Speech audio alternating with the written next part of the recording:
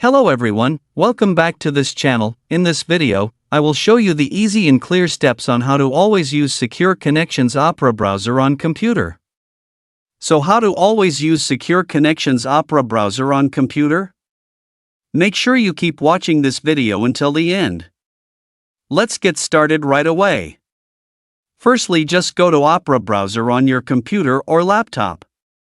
This is the Opera browser display. Then move the cursor to the top right of the screen.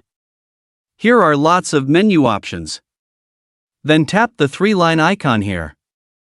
And a scrolling menu will appear like this and scroll down. And tap the Settings menu here. Now here you are in the Settings menu. Enter the Privacy Security menu.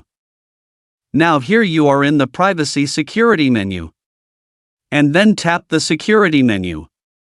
And it will appear like this. Next, tap Always Use Secure Connections. This feature ensures that Opera browser on your computer always uses a secure connection, HTTPS, to protect data when browsing.